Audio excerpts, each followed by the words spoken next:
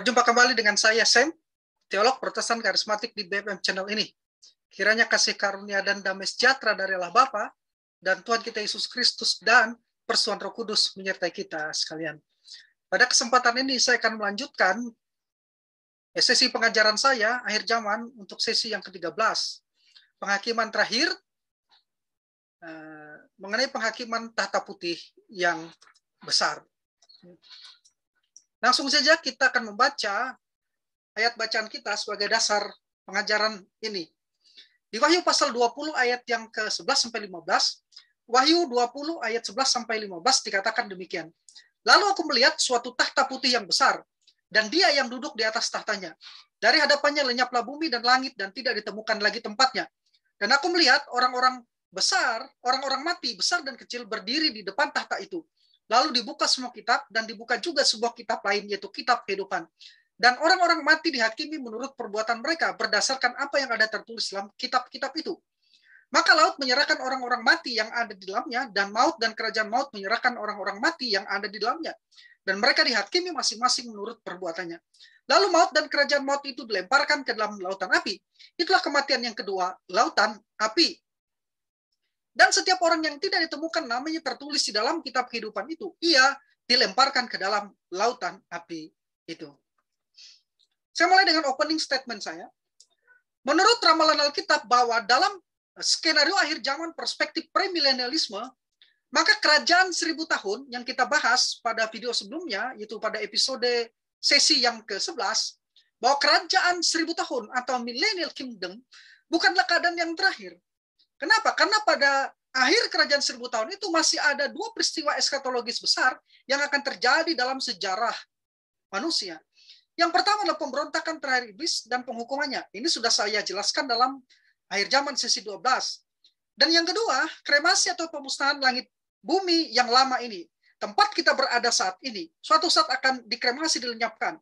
Hal ini akan saya jelaskan kemudian dalam akhir zaman sesi yang ke-14. Nah, setelah kedua peristiwa besar tersebut, barulah keadaan kekal itu dimulai. Keadaan kekal ini diawali oleh peristiwa penghakiman di hadapan tahta putih yang besar. Karena pada saat munculnya tahta putih yang besar itu, langit dan bumi lama ini telah dilenyapkan, telah dikremasi, dan tidak ditemukan lagi. Wahyu 20 ayat yang ke-11 dengan jelas menyatakan itu. Itu artinya apa? Penghakiman di hadapan tahta putih yang besar ini akan terjadi di tempat atau ruang yang tidak terbatas, di luar lingkup dimensi sejarah manusia ini. Nah, apa itu penghakiman tahta putih yang besar? Siapa hakimnya? Dan siapa yang akan dihakimi dalam penghakiman tersebut? Mengapa penghakiman tersebut dilaksanakan? Dan berbagai pertanyaan lainnya yang terkait termasuk tentang kitab kehidupan akan saya jawab dengan ringkas dalam akhir zaman sesi 13 ini. Kita mulai yang pertama, apa itu penghakiman tahta putih besar? Peristiwa penghakiman tahta putih besar ini dicatat dalam Wahyu 20 ayat 11 sampai 15. Nah, penggambaran dari tahta ini sungguh luar biasa. Saudara perhatikan, tahta itu dikatakan sebuah tahta yang besar. Kata Yunani adalah megas. Untuk menunjukkan kebesaran dan kehormatan dia yang duduk sebagai hakim di tahta itu. Nah, tahta ini dikatakan berwarna putih. Kata Yunaninya adalah leukos, yang untuk menunjukkan bahwa dia yang duduk di atas tahta itu suci, murni, adil, dan benar. Sedangkan kata tronos atau kata tahta itu sendiri, kata Yunani tronos, menunjuk kepada kekuasaan, menunjuk kepada wewenang, menunjuk kepada keagungan, menunjuk kepada otoritas dari dia yang berhak atas tahta itu. Di tahta inilah penghakiman terakhir akan digelar. Di hadapan tahta inilah, dan di tahta inilah hakim akan menggelar penghakiman terakhir. Nah, penghakiman tahta putih yang besar itu dapat didefinisikan atau dideskripsikan sebagai suatu peristiwa penghakiman terakhir dan final, di mana semua orang yang tidak beriman dan menolak Kristus mulai dari zaman Adam sampai akhir masa kerajaan 1000 tahun akan dibangkitkan dari kematian dengan tubuh fisik untuk diadili dan dijatuhi hukuman kekal di Gehenna atau neraka, tempat di mana antikris, nabi palsu, dan iblis yang telah terlebih dahulu dihukum. Wahyu 20 ayat yang ke-10. Nah, pertanyaan yang berikutnya, kapan dan di mana penghakiman tahta putih besar ini akan dilaksanakan? Tadi sudah saya singgung sedikit. Nah, menurut perspektif eskatologis premilenialisme, peristiwa penghakiman tahta putih besar ini akan terjadi di akhir masa kerajaan 1000 tahun. Atau tepatnya, setelah peristiwa kremasi pemusnahan langit bumi yang lama ini dan sebelum penciptaan langit dan bumi. Jadi suatu saat akan ada kremasi, pemusnahan langit bumi yang lama, dan akan ada penciptaan langit dan bumi yang baru. Nah, di antara kedua peristiwa itu, disitulah terjadi penghakiman tata putih yang besar. Alkitab memberitahukan kita bahwa penghakiman tata putih besar akan dilaksanakan setelah langit dan bumi yang lama ini dimusnahkan atau dikremasi.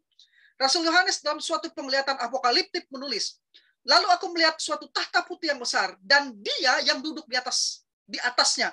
Dari hadapannya lenyaplah bumi dan langit, dan tidak ditemukan lagi tempatnya. Wahyu 20 ayat 11. Kata Yunani peugo yang berarti lenyap atau menghilang.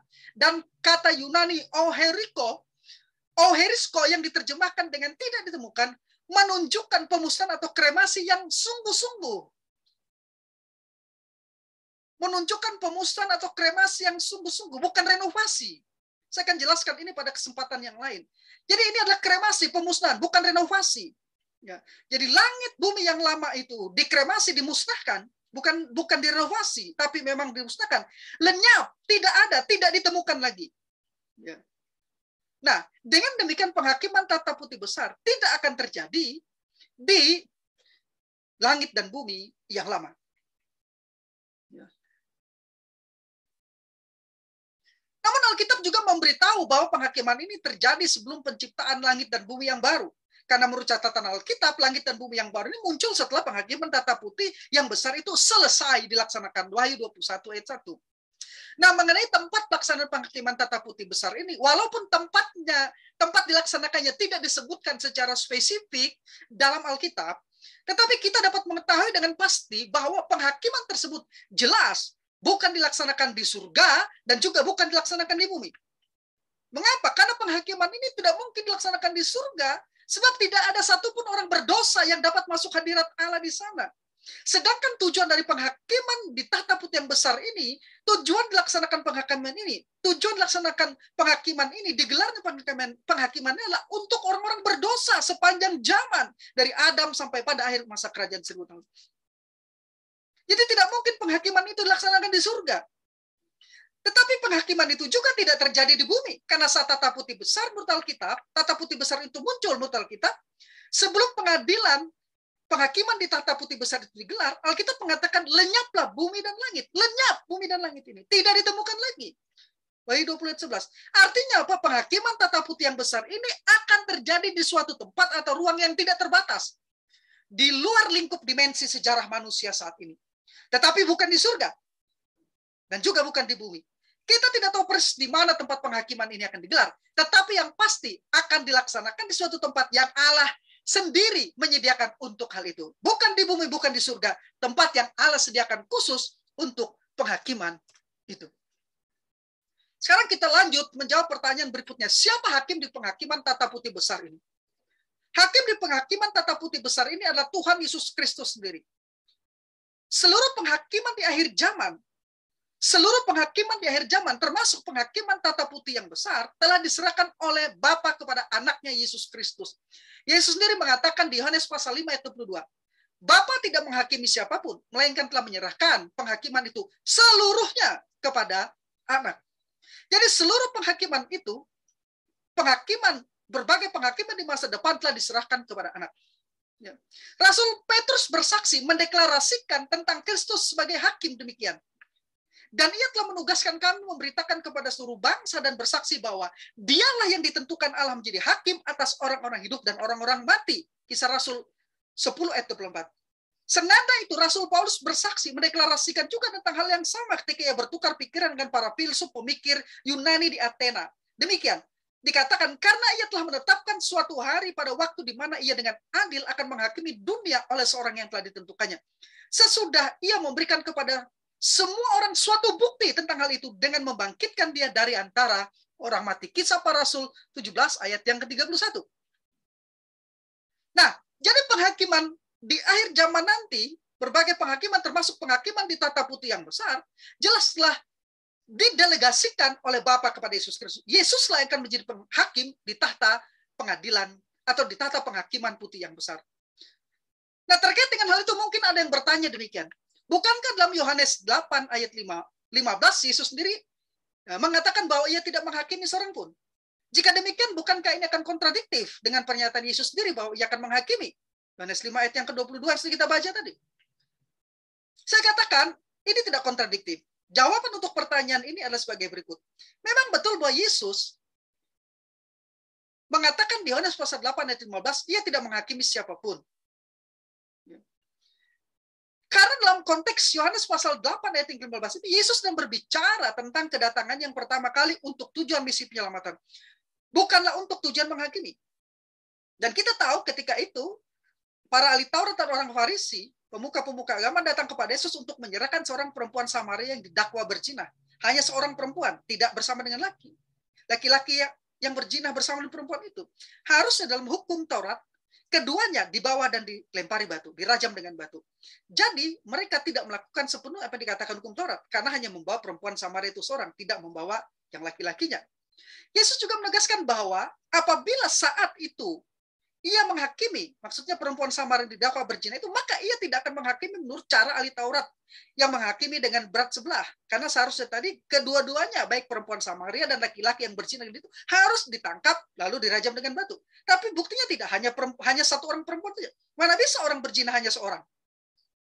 Jadi dalam hal ini mereka telah mengadili, menghakimi dengan cara yang tidak adil. Yesus katakan apabila seandainya dia menghakimi, Yohanes pasal 8:16, ia akan menghakimi dengan adil seperti Bapa yang telah mengajarkannya. Namun yang pasti dalam ayat-ayat Yohanes pasal 8 tersebut, yang pasti perhatikan ini. Yesus tidak sedikit pun mengatakan bahwa ia tidak akan menghakimi di masa yang akan datang.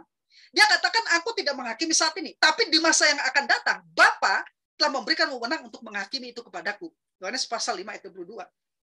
Jadi penghakiman di masa yang akan datang, pada saat Yesus datang kembali untuk kedua kali, memang diserahkan kepada Yesus. Namun pada saat kedatangan yang pertama sebagai juru selamat, di kota yang lahir di Bethlehem, Yerusalem itu, dia tidak datang untuk menghakimi. Dengan demikian tidak ada kontradiktif pernyataan Yesus dalam Yohanes 8 ayat 15 yang mengatakan bahwa ia tidak menghakimi pada kedatangan pertama kali sebagai juru selamat.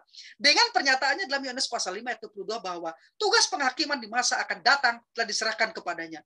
Saudara bisa lihat di Kisah Rasul pasal 42 dan Kisah Rasul 17 ayat yang ke-31.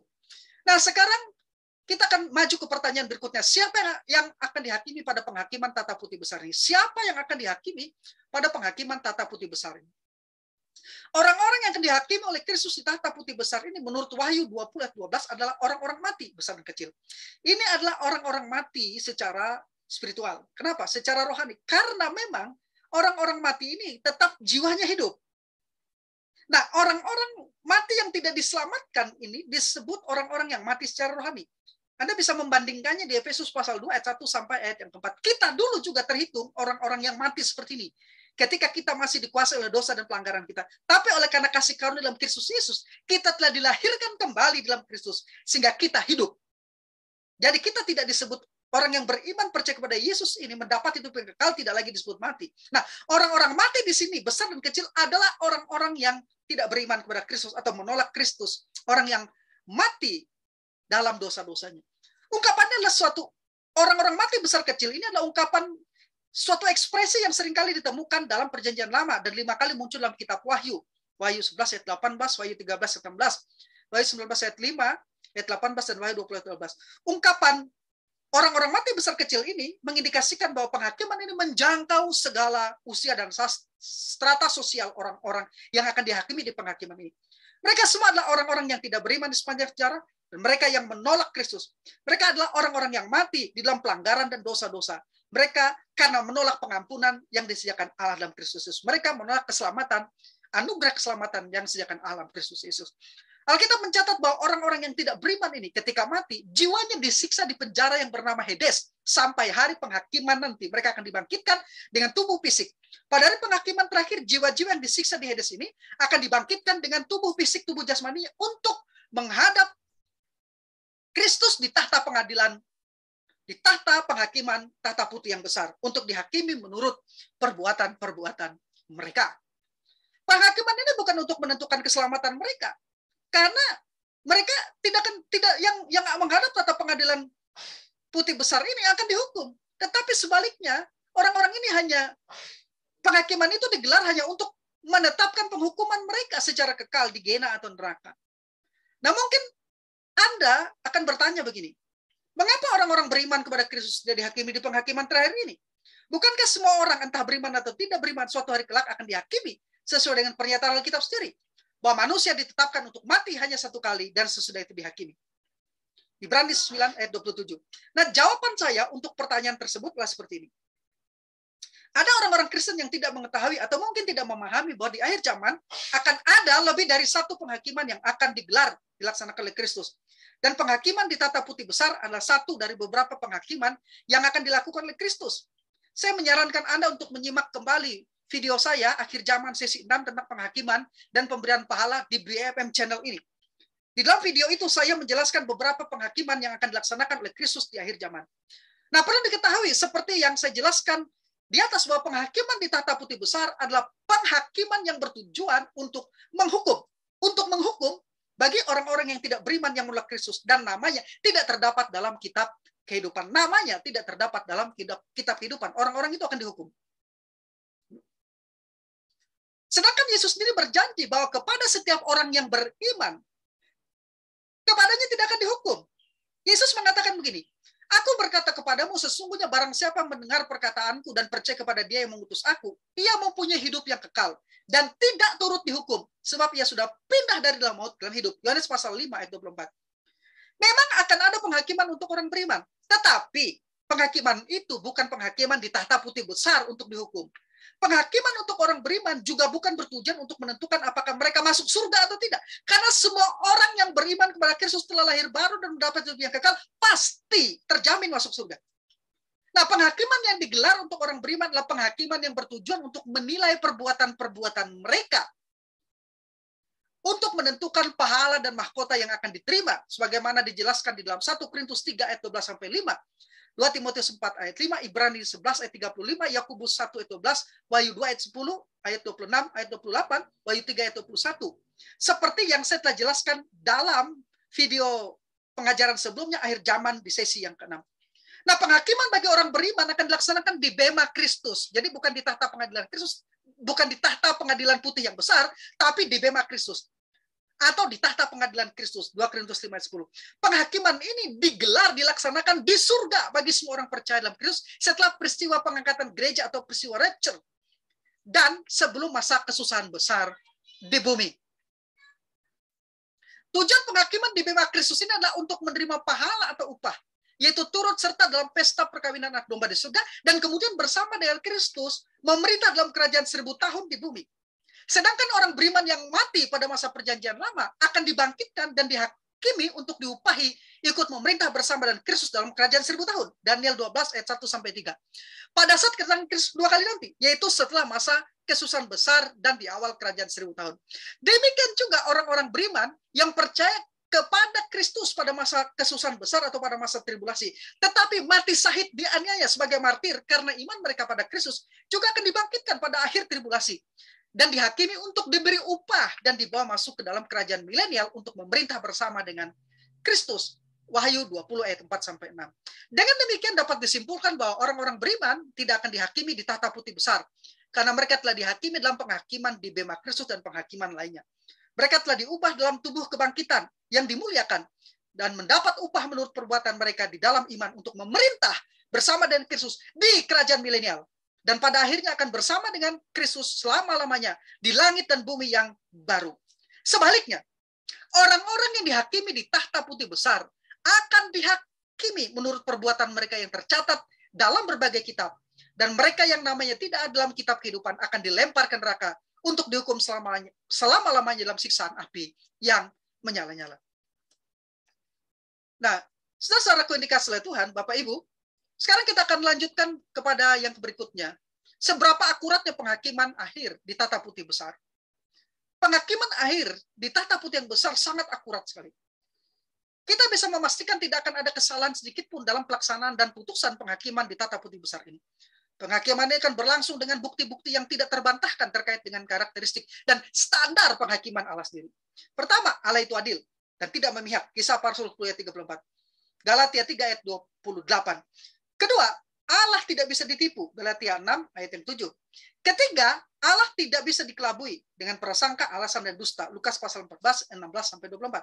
Sebagai anak Yesus Kristus akan menjadi hakim pada saat penghakiman tata putih besar. Yesus akan menerapkan standar ilahi untuk penghakiman tersebut. Tidak ada yang tersembunyi di hadapannya. Segala sesuatu terbuka dengan jelas di hadapannya. Ibrani 4 ayat 12, Matius 10 ayat 26. Semua orang tidak percaya akan dihakimi oleh Kristus dan dihukum menurut perbuatan mereka. Selama di dunia ini, selama mereka hidup di dunia. Alkitab dengan jelas menyatakan, kalau semua orang tidak percaya saat ini telah menimbun murka Allah, Roma 2 ayat 5. Sehingga Allah akan membalas setiap orang menurut perbuatannya, Roma 2 ayat yang ke-6. Nah, ada dua alat bukti yang tidak dapat dibantah yang akan dihadirkan dalam penghakiman di tahta putih yang besar itu. Yaitu kitab-kitab perbuatan, Biblia Ergon, dan kitab kehidupan, Biblion Joe. Pertama, kitab-kitab perbuatan atau Biblia Ergon. Kitab-kitab perbuatan merupakan kitab yang berisi catatan-catatan terperinci yang tidak mungkin salah, yang berisi laporan, perbuatan-perbuatan semua orang yang tidak beriman dan melak Kristus. Perbuatan yang akan dihakimi mencakup tindakan orang yang tidak percaya, Matius 16:27. Kata-kata yang mereka ucapkan, Matius 12 ayat 30. Serta bahkan pikiran dan motivasi hati mereka, Lukas 8:17, Roma 2:16. Mereka akan dihukum di neraka setimpal dengan perbuatan-perbuatan mereka selama hidup di bumi, Wahyu 20:13. Ini berarti akan ada berbagai tingkatan hukuman di neraka. Lamanya hukuman di neraka itu sama, tetapi beratnya hukuman di neraka akan setimpal setara dengan besarnya dosa yang dilakukan.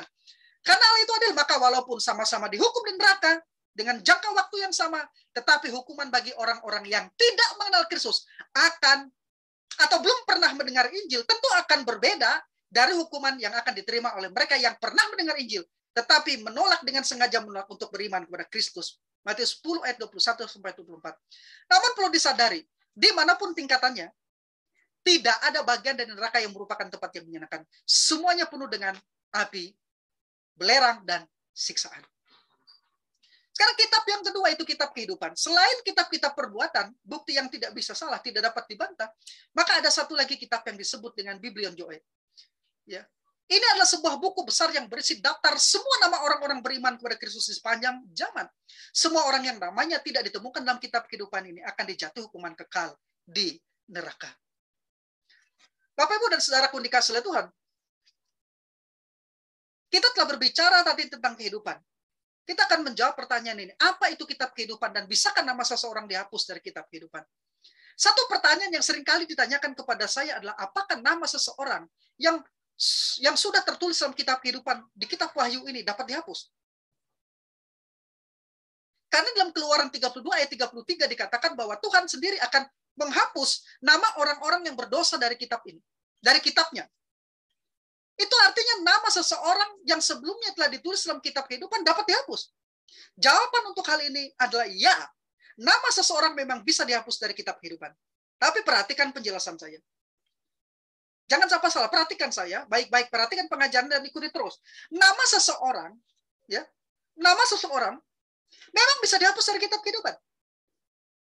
Berikutnya penjelasan dan argumen saya. Pertama, kitab kehidupan disebut sebanyak 7 kali dalam perjanjian baru, 6 kali dalam kitab Wahyu. Wahyu 3 ayat 5, Wahyu 13 ayat 18, Wahyu 17 ayat 8, Wahyu 21 ayat 27, dan Wahyu 22 ayat 19. Dan 1 kali disebutkan oleh Rasul Paulus dalam Filipi 4 ayat 3.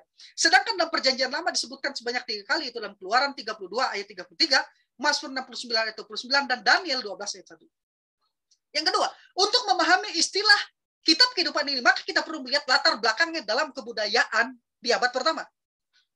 Pada saat Rasul Yohanes menulis kitab Wahyu, kota-kota di zamannya memiliki latar belakang, yaitu pendaftaran yang mencatat nama setiap warga. Jadi di kota-kota di zaman Rasul Yohanes memiliki latar daftar yang mencatat nama setiap warga.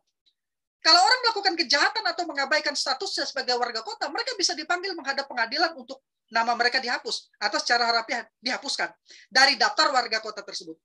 Nah, individu-individu tersebut yang telah dihapuskan namanya dari daftar kota tidak akan dianggap warga lagi dan akan dipaksa tinggal di tempat lain. Inilah konsep dibalik istilah kitab kehidupan tersebut. Nama semua orang yang lahir di dunia ini dicatat dalam kitab kehidupan. Sekali lagi, nama semua orang yang lahir di dunia ini dari zaman Adam sampai akhir kerajaan 1000 tahun, semua orang yang lahir di dunia ini dicatat dalam kitab kehidupan. Tetapi bisa dihapus. Nama itu bisa dihapus. Dan yang ketiga, Ya, argumen saya, penjelasan saya. Kitab kehidupan milik Allah dalam Wahyu 20 ayat 15 ini, yang kita bicarakan kitab kehidupan, berbeda dengan kitab kehidupan anak domba. Kitab kehidupan, Biblion Joe, berbeda dengan kitab kehidupan anak domba. Biblion Joe Arnion. Yang disebutkan dalam Wahyu 13 ayat 8. Di mana Rasul Yohanes mengatakan bahwa orang-orang yang akan menyembah Antikris adalah orang-orang yang namanya tidak tertulis dalam kitab kehidupan anak domba. Bukan namanya tidak terus dalam kitab kehidupan, tapi namanya tidak terus dalam kitab kehidupan anak domba. Jadi kitab kehidupan milik Allah dengan kitab kehidupan anak domba milik Kristus itu berbeda, dua kitab yang berbeda. Selanjutnya dalam Wahyu 21 ayat 27 Rasul Yohanes menyatakan bahwa orang-orang yang namanya tidak tertulis dalam kitab kehidupan anak domba tidak akan masuk ke Yerusalem baru di langit dan bumi yang baru. Tidak akan masuk. Karena nama mereka tidak tercatat dalam kitab kehidupan anak domba.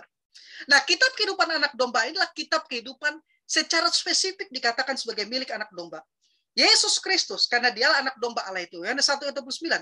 Karena Yesus datang untuk menyelamatkan orang berdosa dan memberi kepada mereka hidup yang kekal, maka kitab kehidupan anak domba Allah adalah kitab milik Yesus Kristus, di mana di dalamnya tercantum nama-nama semua orang yang telah menerima hidup yang kekal. Dan nama-nama tersebut tidak akan dihapus dari kitab kehidupan anak domba. Nama-nama tersebut tidak akan dihapus dari kitab kehidupan anak domba karena ditulis dengan darah pengorbanan Yesus Kristus di atas kayu salib melalui kematiannya. Beda dengan kitab kehidupan milik Allah. Kitab kehidupan Biblion Joe sekali lagi berbeda dengan kitab kehidupan anak domba. Biblion Joe Arnion. Beda. Kitab kehidupan dapat dihapus nama orang di situ. Tapi kitab kehidupan anak domba, nama orang tidak dapat dihapus di situ. Karena ditulis dengan tinta darah.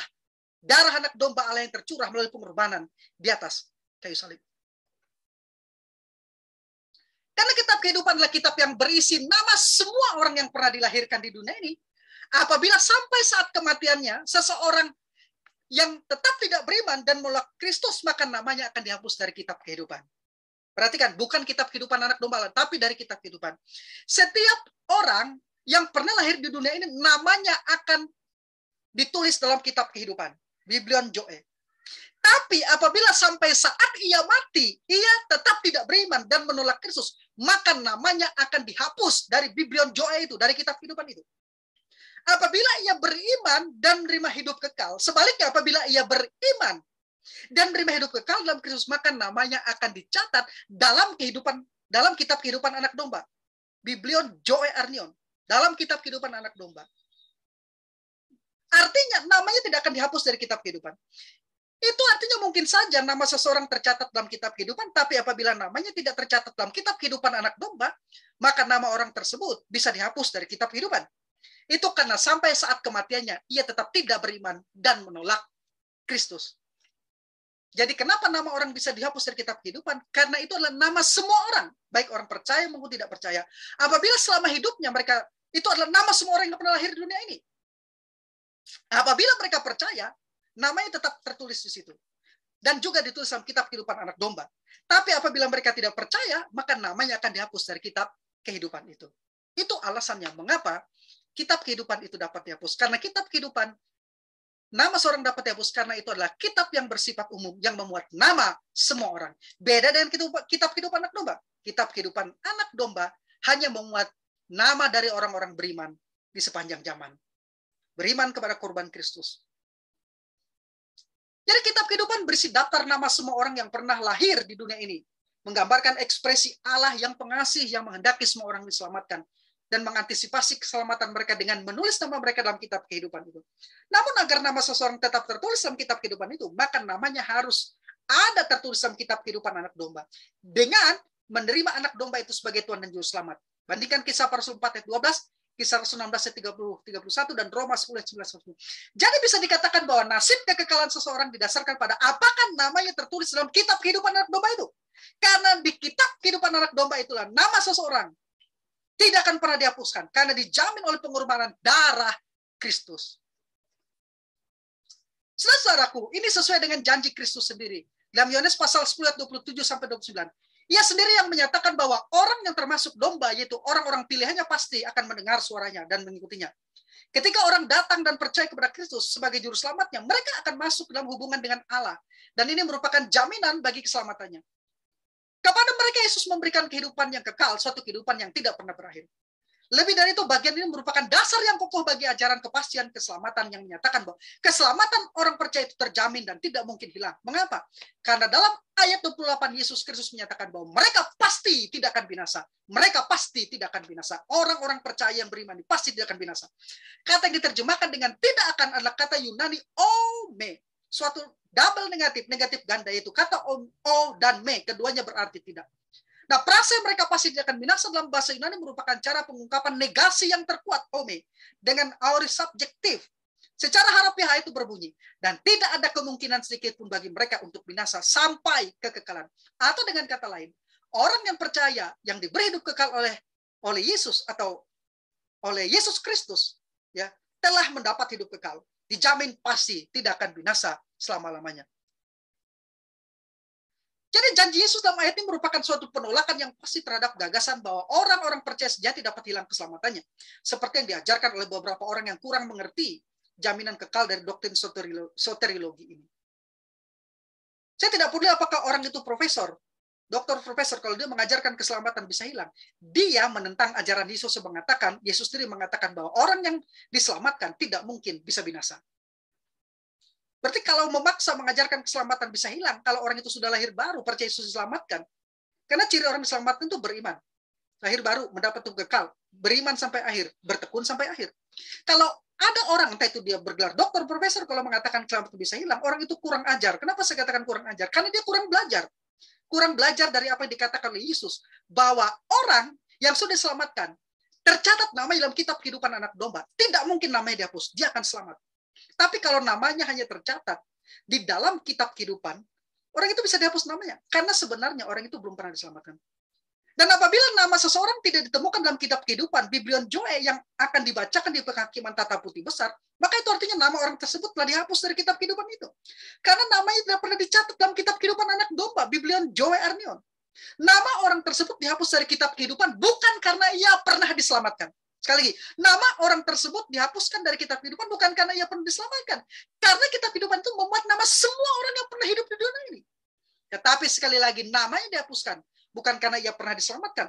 Lalu kemudian kehilangan keselamatan. Dia tidak pernah sama sekali kehilangan keselamatan karena belum pernah diselamatkan. Dia dihapuskan namanya karena ia belum pernah diselamatkan. Ia menolak untuk beriman kepada Kristus sampai hari kematiannya. Sampai detik terakhir ia mati, dia bersikukuh untuk menolak beriman kepada Kristus. Maka begitu dia mati, namanya dihapus dari kitab kehidupan. Tapi kalau dia sudah selamat, namanya ditulis dalam kitab kehidupan anak domba, namanya akan pasti ada dalam kitab kehidupan itu. Karena namanya sudah tercatat dalam kehidupan anak domba. Nah, sebagai konsekuensi logis, apabila orang itu tidak ada namanya dalam kitab kehidupan, ia tidak berhak menjadi warga langit dan bumi baru. Anda bisa baca itu di Wahyu pasal 20 ayat yang ke-15. Sebaliknya apa yang terjadi? Ia akan dilemparkan ke neraka untuk disiksa selama-lamanya bersama dengan antikris, nabi palsu, iblis, dan malaikat-malaikat yang jatuh sudah bersama semua orang yang tidak beriman di sepanjang zaman. Karena itu, perhatikan saya, berbahagialah kita yang namanya tercatat dalam kitab kehidupan anak domba. Karena pasti nama kita ada dalam kitab kehidupan itu. Yesus sendiri berkata, bersukacitalah karena namamu ada terdaftar di surga. Lukas 10 ayat 20, bandingkan Ibrani pasal 12 ayat yang ke-23. Sekarang saya ingin menjelaskan atau menjawab pertanyaan terakhir, mengapa penghakiman tata putih besar ini dilaksanakan? Mengapa penghakiman tata putih ini dilaksanakan? Kita mungkin bertanya, untuk apa sebenarnya penghakiman tata putih besar ini digelar? Jawaban untuk pertanyaan adalah sebagai berikut. Pertama, untuk menunjukkan betapa mengerikannya akibat dari dosa. Akibat sebenarnya dari kejatuhan tidak hanya terwujud seketika di Adam dan Hawa, tapi juga dalam keturunan-keturunan mereka, yaitu semua umat manusia. Akibat jangka panjang dari kejatuhan Adam diringkas menjadi dua. Pertama, dosa menurun pada semua manusia, dan dua, maut menurun pada semua orang. Maut, kematian menurun pada semua orang. Sebagaimana dosa masuk dalam dunia oleh satu orang, demikian juga akibat dosa itu, yaitu maut menurun pada semua orang. Roma 5 ayat 12 sampai 21, Roma 6 ayat 23, Kejadian 2 ayat 7. Sebagaimana dosa bersifat universal, menjangkau semua manusia, maka maut juga bersifat universal, menjangkau semua manusia. Tidak ada seorang pun yang luput dari dosa, dan tidak ada seorang pun yang luput dari maut. Secara khusus akibat dari dosa asal ini, maka manusia mengalami 3 bentuk hukuman kematian. Yang pertama, kematian rohani yang ditandai dengan terputusnya hubungan dengan Allah. Ini yang disebut oleh Efesus pasal 2 ayat 1 sampai 4, mati karena pelanggaran-pelanggaran. Maka orang mati harus dihidupkan. Hanya dengan cara lahir barulah orang dapat diselamatkan. Selama dia tidak lahir baru, orang ini akan tetap mati. Nah, kematian yang kedua,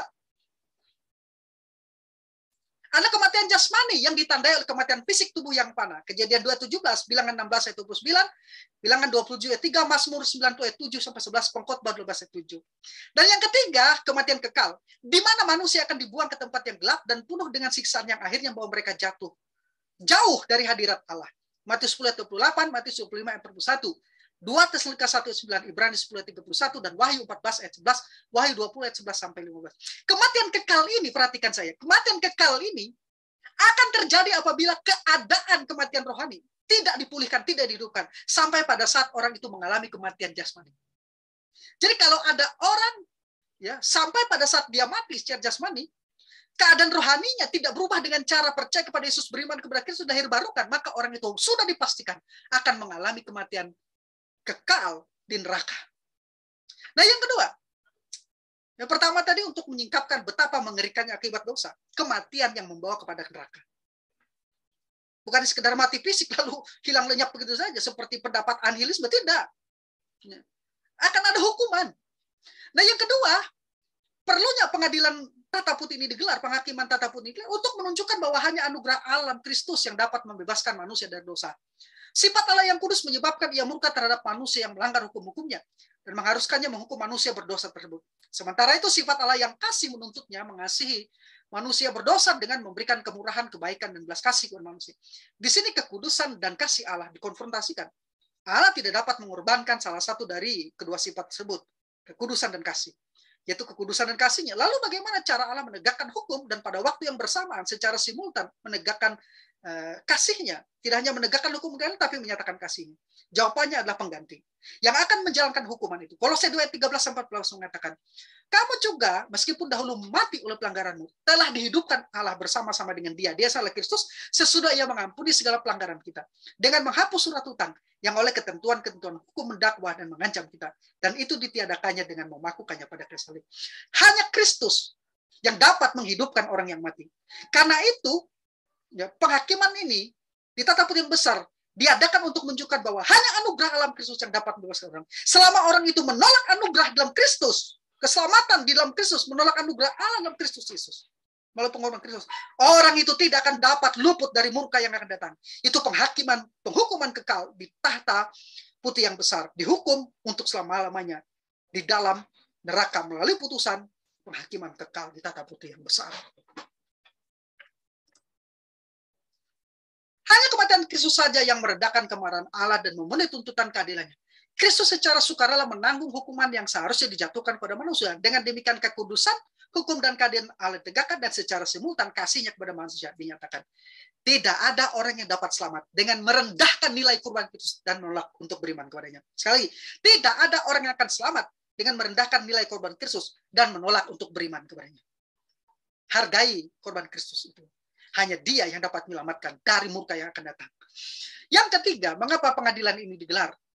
Penghakiman tata putih besar digelar adalah untuk menetapkan nasib akhir para pemberontak yang ingin hidup terpisah dari Allah. Pada waktu Tuhan menciptakan, semua yang diciptakan itu baik, bahkan sungguh amat baik. Kejadian 1 ayat 12, ayat 18, ayat 21, ayat 25, dan ayat 31.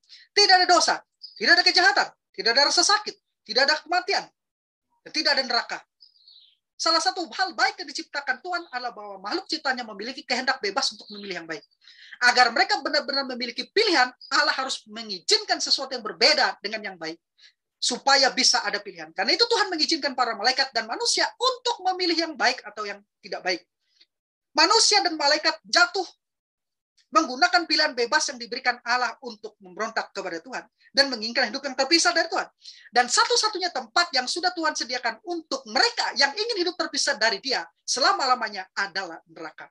Jadi neraka adalah tempat orang terpisah selama-lamanya dari Allah. Putusannya ditetapkan di mana? Di penghakiman terakhir, di tahta pengadilan Kristus. Dan penghukuman akhir ini akan dilaksanakan, digelar oleh Kristus di penghakiman tahta putih besar. Sekarang closing statement saya. Ada satu peristiwa luar biasa akan terjadi di zaman akhir yang dicatat oleh Rasul Paulus dalam Filipi 9:11.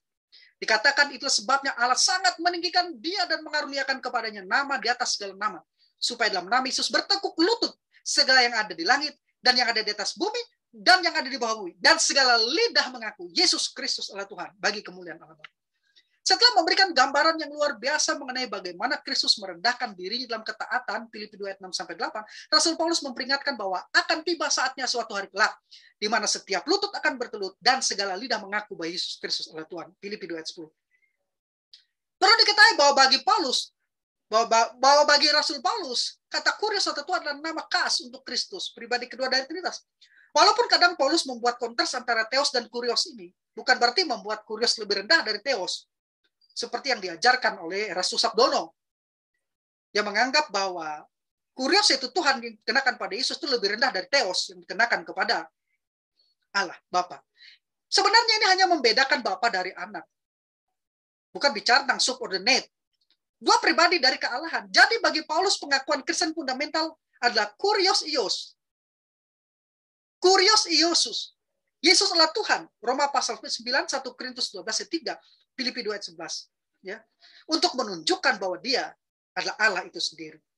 Atau Kurios untuk Kristen muncul dalam surat Paulus sekitar 180 kali.